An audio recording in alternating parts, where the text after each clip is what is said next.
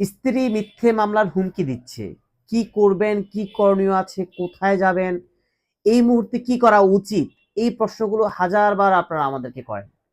তবুও আমরা আপডেট যে আইন এসেছে সেই আইন অনুযায়ী আপনাদেরকে কিছু থিওরি দিতে চাই। এই থিওরিগুলো যখন আপনারা মেনটেন করবেন, আশা করি আপনার স্ত্রী যদি মিথ্যে হুমকি দেয়, মিথ্যে মামলা করার হুমকি দেয়, সেক্ষেত্রে আপনি উক্ত বিষয় থেকে বেঁচে আসতে পারবেন এবং কি খুব ইজিলি ওভারকাম করতে পারবেন।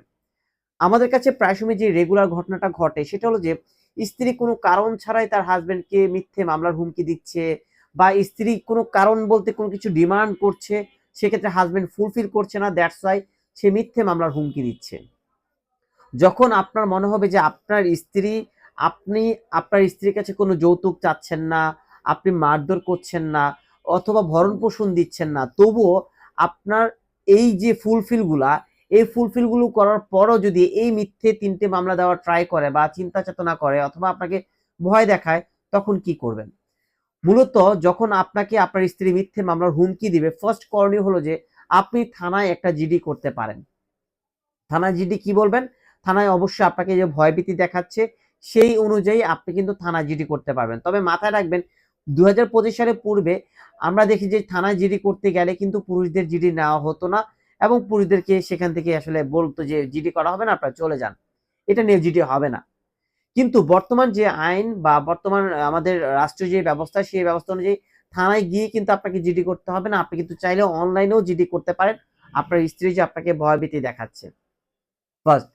সেকেন্ড, যদি মনে হয় যে না তার চেয়েও বেশি ভয়ভীতি দেখাচ্ছে, তখন কিন্তু আপনি চাইলে ১০৭ ধারার মামলা করতে পারেন যে আমার স্ত্রী আমাকে ভয়ভীতি দেখাচ্ছে। ১০৭ ধারার মামলা করলে কিন্তু তাকে বিজ্ঞ আদালতে আনা হবে এবং কি তার হাত থেকে মুচলেখা নেওয়া হবে যে সে আর কখনো ভয়ভীতি দেখাবে না। থার্ড করণীয় হলো যে যদি মনে হয় যে আপনার স্ত্রী উল্টো আপনার কাছে টাকা চাচ্ছে, কোনো কিছু ডিমান্ড করছে, সেই ক্ষেত্রে কিন্তু আপনি স্ত্রীর বিরুদ্ধে যৌতুক নিরোধ আইনে ৩ ধারায় মামলা করতে পারেন।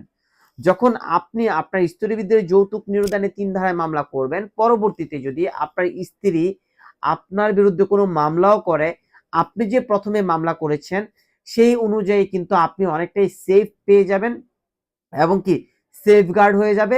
ভবিষ্যতে যদি সে কোনো মিথ্যে মামলা করে, সেই মামলা থেকে কিন্তু খুব ইজিলি আপনি বের হয়ে আসতে পারবেন, এই বলে যে আপনি মামলা দেওয়ার কারণেই আপনার স্ত্রী আপনার বিরুদ্ধে ক্ষুব্ধ হয়ে মিথ্যে মামলা দিয়েছে।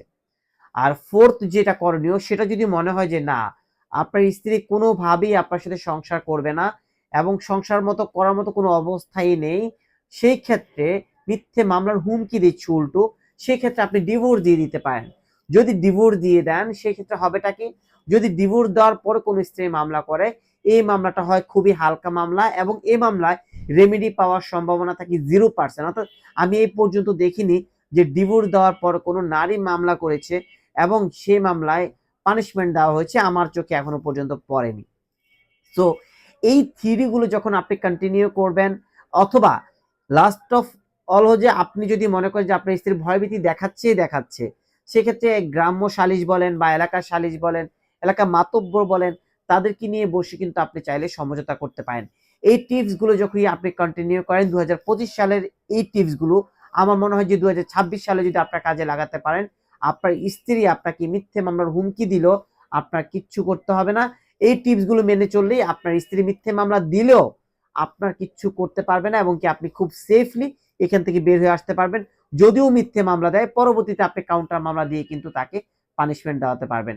এরপরে যদি স্ত্রী যদি মিথ্যে মামলা হুমকি দেয়, এই বিষয়ে আরো ডিটেলস কিছু জানা থাকে, অবশ্যই আপনারা আমাদেরকে ইনফর্ম করতে পারেন।